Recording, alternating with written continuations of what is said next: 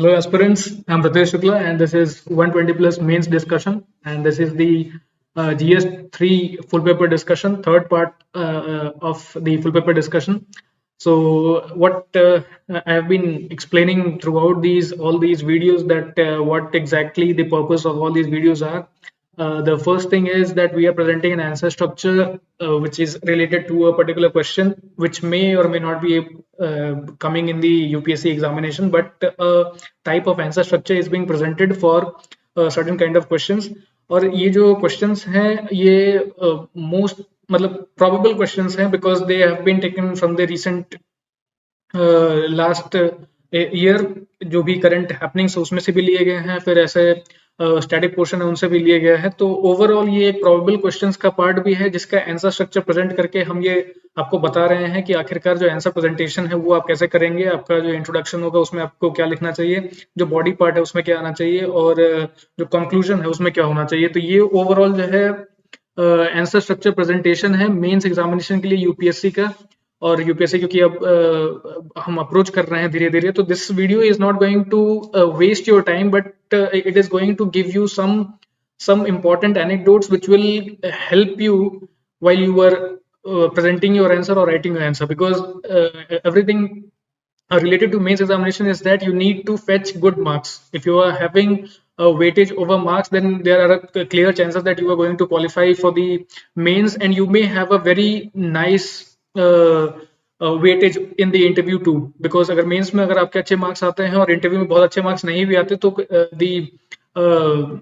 दोनों को जोड़कर जो है अच्छा खासा मार्क्स जो है गेन किया जा सकता है and most possibly you can get a good rank. Alright, तो मेंस एग्जामिनेशन में जो आंसर प्रेजेंटेशन है that fetches marks and overall mains marks gives you an impetus that you are going to get a good rank। ठीक है, even though अगर interview में भी कोई प्रॉब्लम हो जाती है तो भी आप मेंस के मार्क्स से you can proceed, alright, have a good rank. तो इसके लिए आंसर प्रेजेंटेशन हम जब प्रोवाइड कर रहे हैं, GS 1-2 का ऑलरेडी अपलोड हो चुका है, GS 3 के कुछ पार्ट्स अपलोड हो चुके हैं।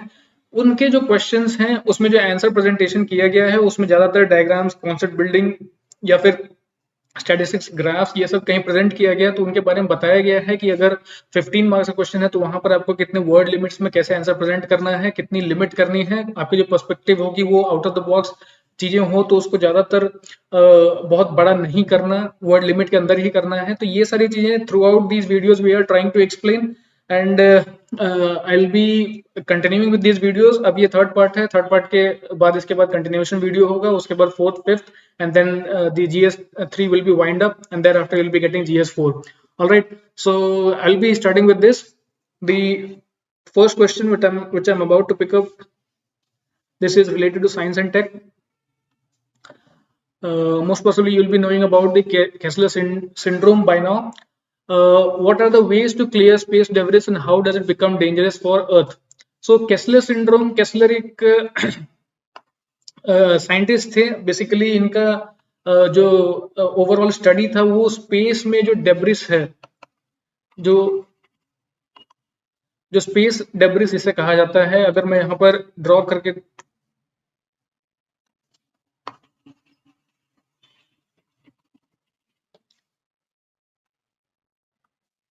ठीक है, this is earth but there are,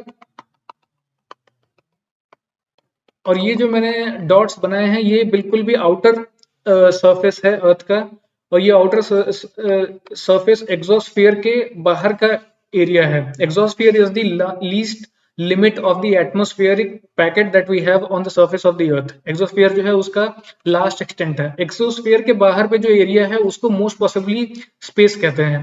अब इस स्पेस एरिया में, क्योंकि हम जानते हैं कि सैटेलाइट्स, बहुत सारे सैटेलाइट्स जो है लॉन्च किए जाते हैं अर्थ से, और इन सैटेलाइट्स के through we get help in GPS and other technologies. Defence में भी कई सारी टेक्नोलॉजीज में हेल्प मिलती है। तो ये जो सैटेलाइट्स हैं वो बहुत इंपॉर्टेंट होते हैं, और ये सैटेलाइट्स क्योंकि केवल एक ही कंट्री द्वारा नहीं भेजा जा रहा है, बहुत सारे कंट्रीज द्वारा भेजा जा रहा है। The number of satellites in the space has become more and more now, बहुत ज्यादा हो चुका है। और ये अर्ली 2000 में ही बहुत ज्यादा हो चुका था, लेकिन क्योंकि अब ये सैटेलाइट्स होते हैं जिन पे कंट्रोल होता है, जो लाइव सैटेलाइट्स होते हैं दे आर वेल फंक्शनड और उनको तो रीपोजिशन किया जा सकता है, लेकिन जो लाइव सैटेलाइट्स नहीं होते उनको रीपोजिशन नहीं किया जा सकता। और क्या होता है कि ये satellite they because of the gravitational push and pull of the earth और other gravitational activities outside the space in the space, उसकी वजह से इसके जो डायरेक्शंस हैं उसमें चेंजेस आते हैं, या फिर इसमें जो है अलग प्रकार का जो है एक वेलोसिटी जो है क्रिएट हो जाती है। अब इस वेलोसिटी क्रिएट होने से क्या होता है कि जो और भी सैटेलाइट्स हैं, जो छोटे सैटेलाइट्स हैं या फिर और भी लोअर अर्थ ऑर्बिट में जो सैटेलाइट्स हैं, वो एक दूसरे से टकरा कर they create small pieces, small particles, small junk, और वो जंक जो है क्या करते हैं कि और भी ज्यादा यहाँ पर कंटेंट क्रिएट कर देते हैं। अब जब ये कंटेंट अलग और क्रिएट होता है तो उससे क्या होता है, पूरा का पूरा वो डैमेज दिखाई देता है, वेस्ट दिखाई देता है। और ये जो ओवरऑल वेस्ट है, व्हाट आर दीज वेस्ट, अब इन वेस्ट से और भी जो सैटेलाइट्स यहाँ से लॉन्च किए जाएंगे, टाइम टू टाइम सैटेलाइट्स जो है अलग अलग कंट्रीज अपना लॉन्च करते रहते हैं, उन सैटेलाइट्स को भी खतरा हो सकता है। साथ ही साथ ये जो डेब्रिस यहाँ पर है, अगर वो इम्पैक्टफुल हुआ और वो अर्थ पर अगर आगे गिरता है तो it could even cause a disaster. ठीक है, तो basically what space debris is, it is the wastage that is being done through the satellites that are no more working। ठीक है, अब क्योंकि सारे ही कंट्रीज जो है सैटेलाइट्स लॉन्च कर रहे हैं, उन सारी कंट्रीज के जो सैटेलाइट है जो अब फंक्शनिंग नहीं कर रहे हैं, वो जो है किसी न किसी प्रकार से स्पेस डेब्रिस में कन्वर्ट हो जा रहे हैं।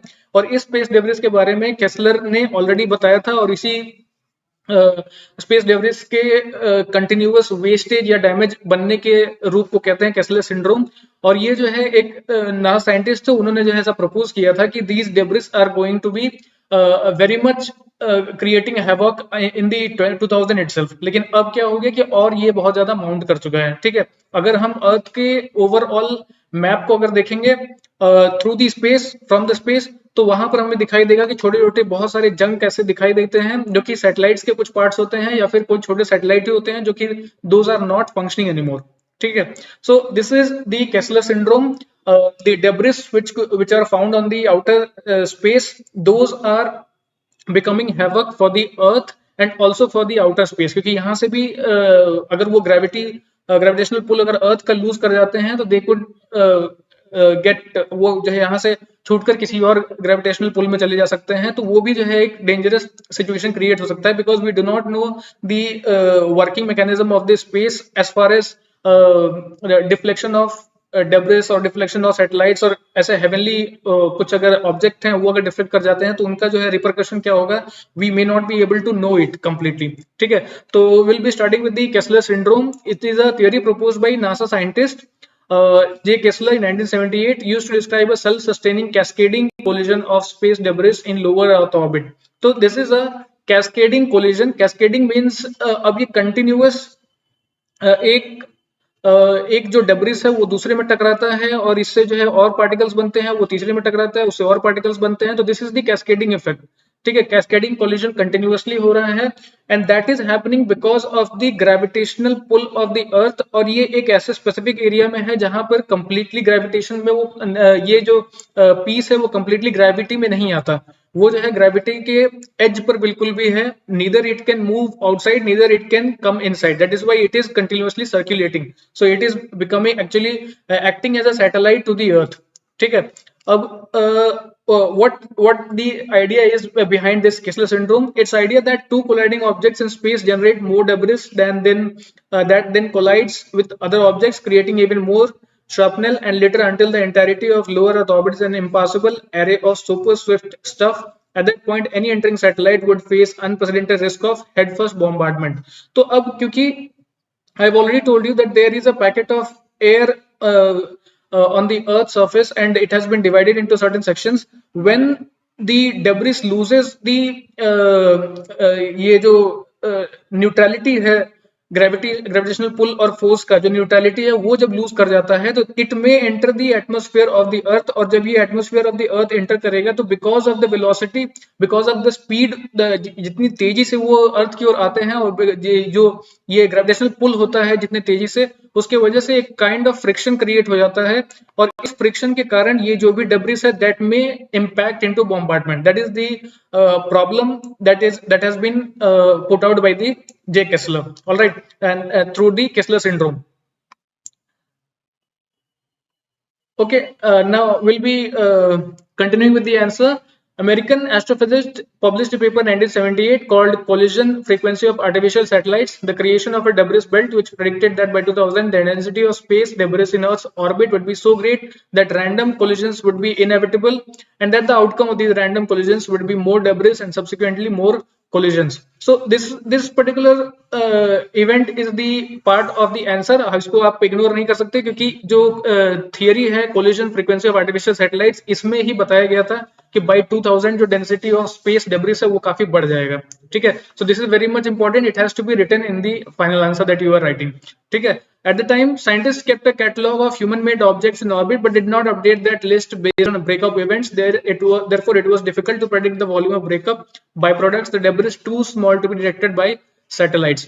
अब क्योंकि अर्थ को बहुत सारे ऐसे सैटेलाइट्स भी हैं जो कि इसको मैप करते हैं, लेकिन अर्थ की ओवरऑल जो एरिया है उसको पूरी तरह से मैप जब करते हुए सैटेलाइट्स जो है इसके ग्राफिक्स दिखाते हैं, तो जो स्मॉल डब्रिस हैं उनको आइडेंटिफाई कर पाना बहुत मुश्किल हो जाता है क्योंकि और भी ऑब्जेक्ट्स होते हैं जिसको जो है सैटेलाइट ऑब्जर्व कर लेता है. ठीक है, तो ये छोटे जो पीसेस हैं उनको ऑब्जर्व सैटेलाइट नहीं कर पा रही है, and because they are free completely और ये कंटिन्यूसली सर्कुलेशन में है अर्थ के, you may not know when these are going to fall on earth और when certain kind of bombardment will happen. तो ये जो है थोड़ा सा सिचुएशन है that is dangerous as far as space debris is concern. Kessler's paper was significant because it emphasized the imminent danger of small debris in orbit as well as the inevitable of additional debris produced from collision with catalogued objects. So not only the singular debris, but because of the collision, because of the collision in between the two debris, other kinds of debris are also being formed. अब ये जो अलग अलग debris जो form हो रहे हैं उससे भी डेंजर सिचुएशन जो है वहां पर डेवलप हो रही है, and that is going to impact earth only. ठीक है. Now Kessler suggested the best way to avoid exponential growth of collisions was to reduce number of non-operational spacecraft left in orbit.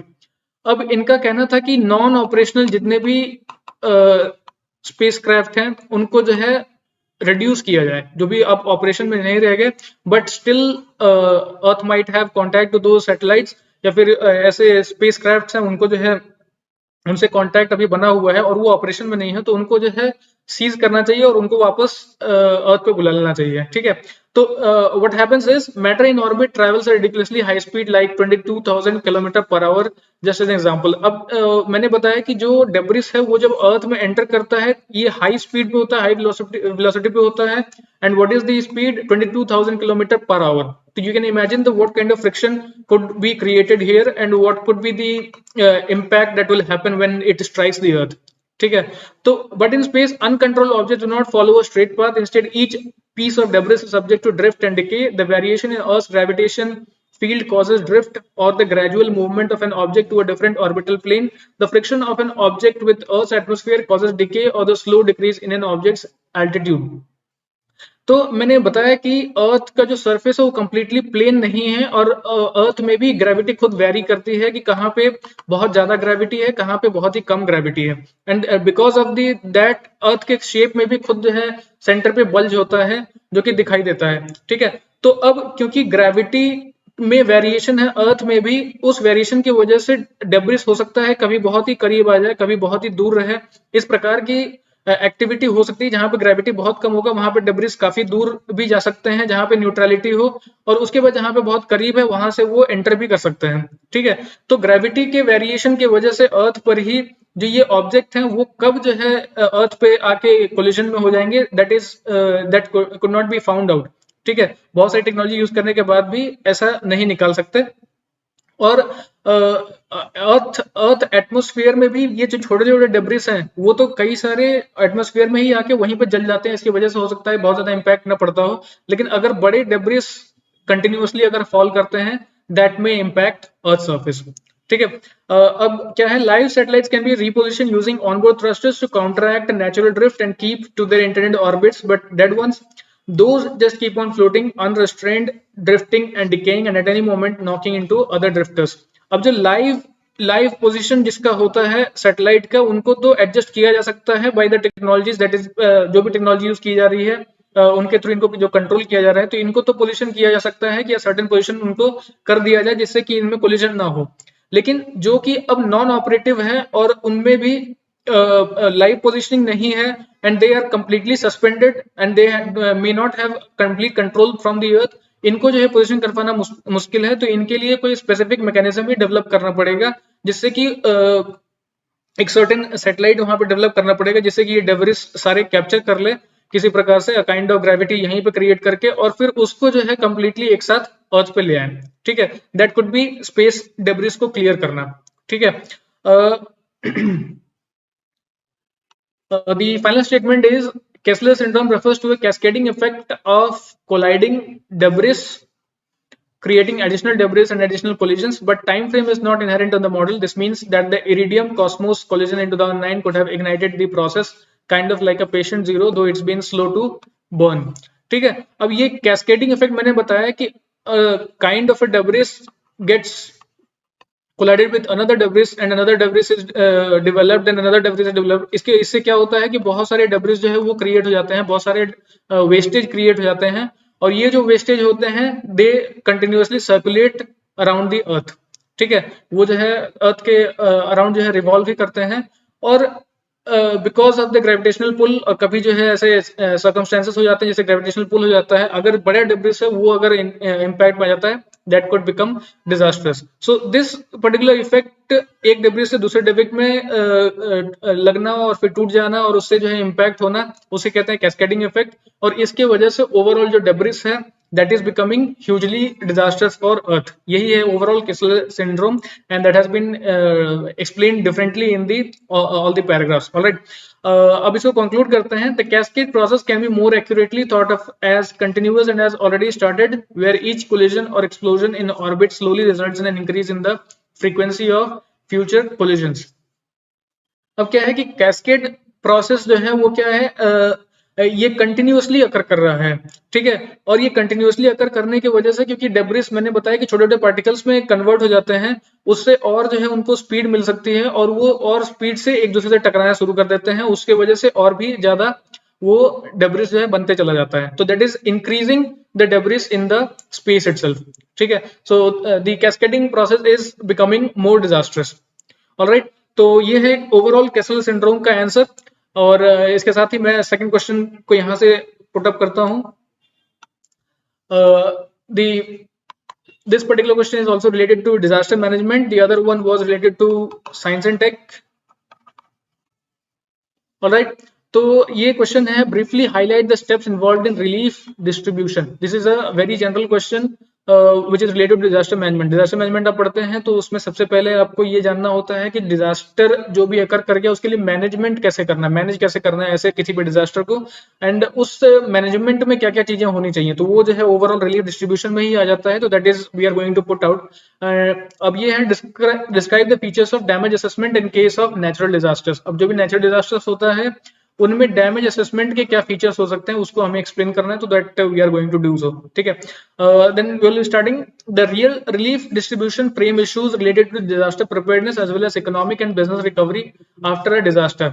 अब कोई particular disaster, say for example अगर कहीं पर flooding, बहुत ही huge flooding हो गई है, और फ्लडिंग के समय पर हमें पता है कि जो हमारा गंगेज रिवर है या फिर बिहार में बहुत ज्यादा हैवक क्रिएट हो जाता है फ्लड की वजह से, या फिर ब्रह्मपुत्र जो रिवर है वो बहुत ज्यादा फ्लडिंग लाती है आसाम में। तो ये जो प्रोमिनेंट रिवर्स है इनके बारे में हमको जानकारी है कि during the time of monsoon इनमें जो है फ्लडिंग्स होती ही है। तो रेस्ट ऑफ द एरिया जो आसपास है गंगेज के, या फिर बिहार में दामोदर रिवर के, या फिर ब्रह्मपुत्र के जो आसपास के क्षेत्र हैं, उनको जो है किस प्रकार से in and around monsoon season वहां पर कैसे उस एरिया को क्लियर कर दिया जाए और वहां से लोगों को कैसे हटा दिया जाए। So those are the kind of preparedness that is very much important. तो उसको क्या कहेंगे, उसके जो ऐसे प्रिपेयर्डनेस अकर नहीं हो पाती, उसके बाद से जो डिजास्टर अकर कर जाता है और ऐसी एरिया में कुछ लोग अगर फंसे रह जाते हैं या फिर कहीं पर कोई बिल्डिंग या कुछ अगर रह जाता है, उनको कैसे बचाया जा सके, that is all about relief distribution, क्योंकि एक बार में ही ऐसे लोगों को बचाया नहीं जा सकता, क्योंकि वो अगर हैवी फ्लड में है it could be very much difficult for even for the mitigation people, और वो जो है कैसे रिलीफ वहां पहुंचा सके, वहां पर कैसे संसाधन पहुंचा सके ताकि जो इंडिविजुअल वहां फंसे हुए हैं उनको थोड़ा हेल्प मिल पाए, that is the relief distribution that is being done to those people become part of relief. All right. Second statement, each phase has particular needs, requires distinct tools, strategies, resources, and faces different challenges. The issues addressed below relate to resiliency and recovery of the local economy and business community before and after a major disaster. अब केवल अगर flooding का ही बात करें तो ये ऐसा disaster है जिससे कि ओवरऑल जो वीक की एक्टिविटी है उसको बिल्कुल ब्रेक कर देता है। अगर वीक के इकोनॉमिक एक्टिविटी किसी स्पेसिफिक एरिया में होने वाला है तो उसको पूरी तरह से ब्रेक करता है। तो ऐसे इकोनॉमिक एक्टिविटी को फिर से री एनर्जाइज करने के लिए स्पेसिफिक इंस्ट्रक्शन दिए जाते हैं, that also becomes part of relief distribution. तो ये जो है बड़ा क्षेत्र है, केवल जो है मिटिगेशन से ही नहीं जुड़ा हुआ है, ये ओवरऑल जो लेटर इम्पैक्ट होते हैं ऐसे डिजास्टर के उन पे भी वर्क करता है। ठीक है, now we'll be talking about mitigation. Mitigation activities actually eliminate or reduce the probability of disaster occurrence or reduce the effects of unavoidable disasters. Mitigation measures include building codes, vulnerability analysis updates, zoning and land use management, building use regulations and safety codes, preventive healthcare and public education. अब mitigation process केवल disaster अकर कर गया हो तभी नहीं होता, preventive mitigation भी होता है। प्रिवेंटिव मिटिगेशन में क्या होता है कि पहले से ही अगर कोई स्पेसिफिक बिल्डिंग है तो उसमें ऐसे प्रिकॉशन पहले से ही लिए जाते हैं कि कभी फायर हैजार्ड अगर हो गया हो तो उसको कैसे कंट्रोल किया जा सके, या फिर कैसे इवैक्यूएशन प्लान क्रिएट किया जा सके, या फिर अगर कोई इंडिविजुअल है जो कि ऐसे एरिया ऐसे बिल्डिंग में जल गया हो तो उसको कैसे तत्कालिक रूप से मेडिकल फैसिलिटीज प्रोवाइड की जाए। तो ये सारी चीजें जो हैं वो मिटिगेशन का ही पार्ट होती हैं। तो these are important as far as mitigation is concern in a disaster prone area. ठीक है, disaster could happen at any place. जो मैनमेड डिजास्टर्स हैं उनमें स्पेसिफिकली जो आर्टिफिशियल डिजास्टर डेवलप करते हैं लोग खुद ही डेवलप करते हैं, उसके टाइम पे ऐसे मिटिगेशंस जो है प्रोवाइड किए जाते हैं। ठीक है, then I will be proceeding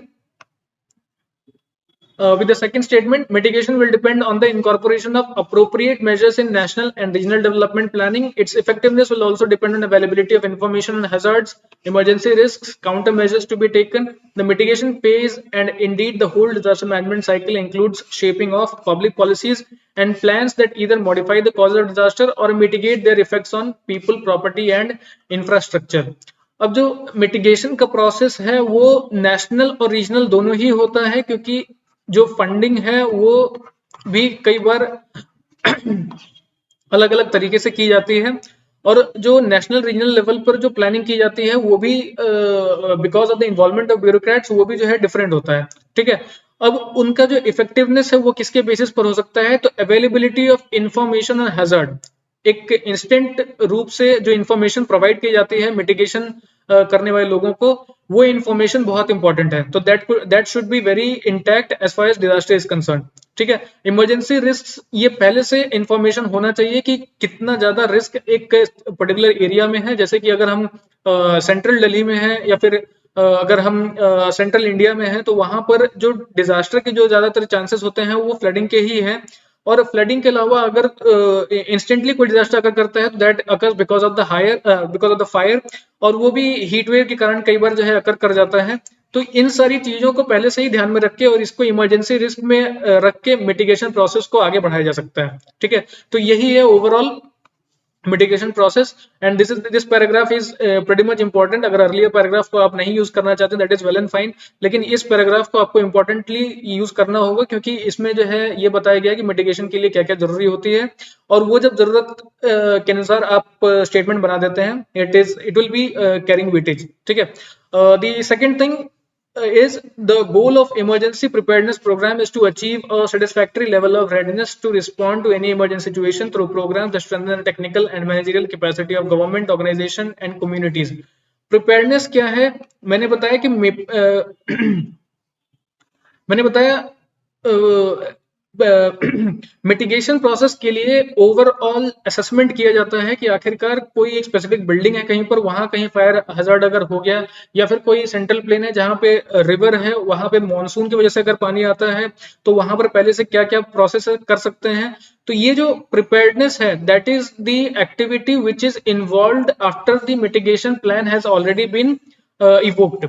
ठीक है, अब ये प्रिपेयर्डनेस क्या है कि when a type of flooding has occurred in a certain area, तो वहां पर किस प्रकार से जरूरतों को, संसाधनों को लोगों तक पहुंचाया जाए, उसका प्रिपेयर्डनेस पहले से टीम के पास होना चाहिए। ठीक है, जो मिटिगेशन टीम है उसके पास होना चाहिए। तो preparedness is also very much important. Preparedness में भी जो ओवरऑल प्लानिंग होती है कि किस प्रकार से अपनी जो भी चीजें हैं, वस्तुएं हैं,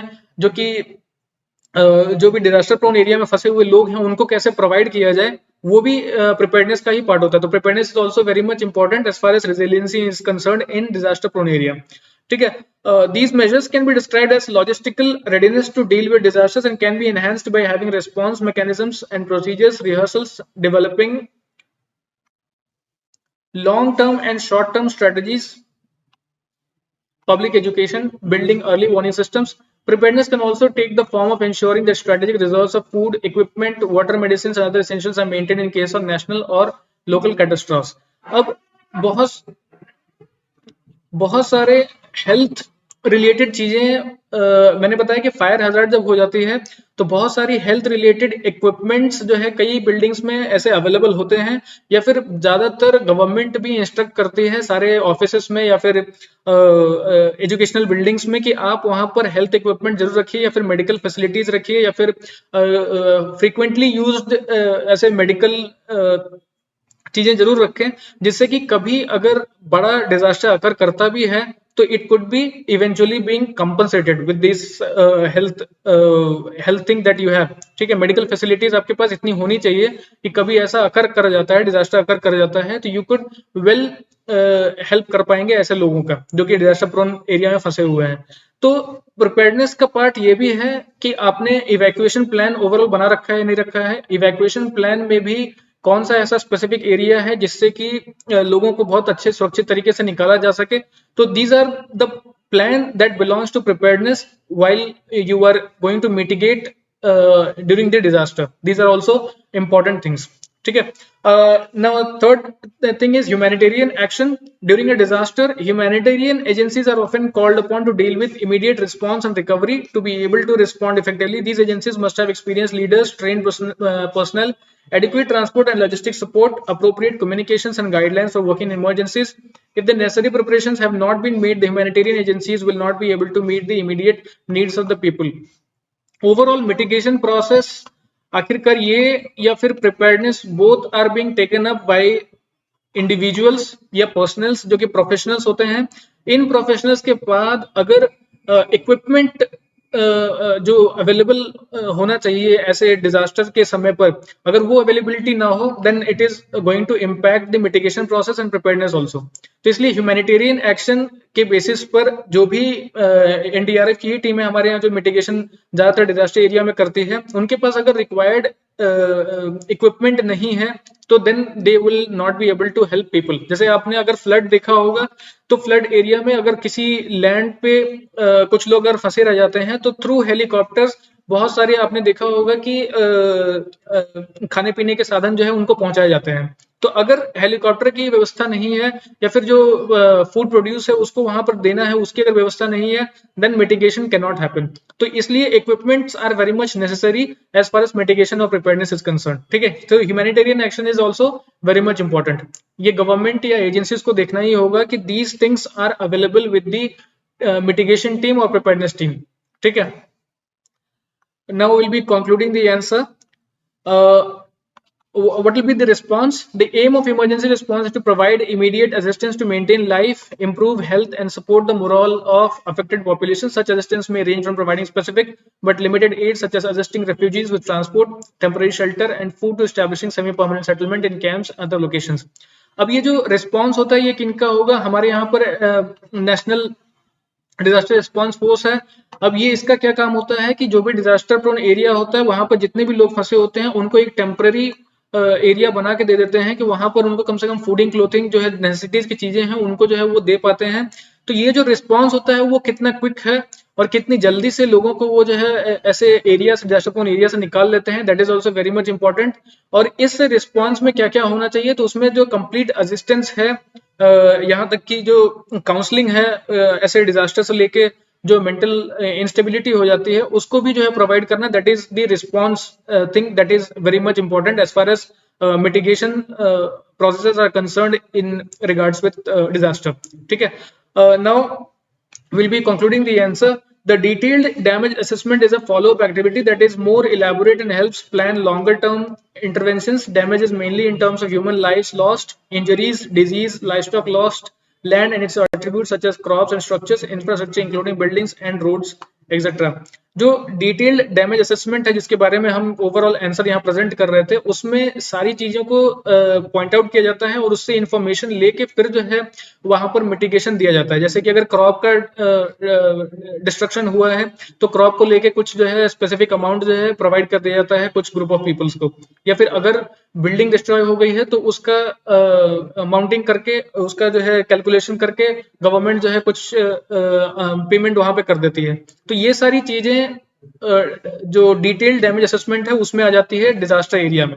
ठीक है, तो this is the overall answer for this particular question. ये जो है बहुत ही जनरल क्वेश्चन था, वो भी डिजास्टर के समय पर क्या होना चाहिए, और जब ऐसी चीजें अकर करती हैं, डिजास्टर जब अकर करता है तो वहां पे जो स्पेसिफिक प्लानिंग है, जो मिटिगेशन है, प्रिपेयर्डनेस है या फिर रिस्पॉन्स है, उसको किस प्रकार से पुट आउट करेंगे उसके बारे में हमें बताना था।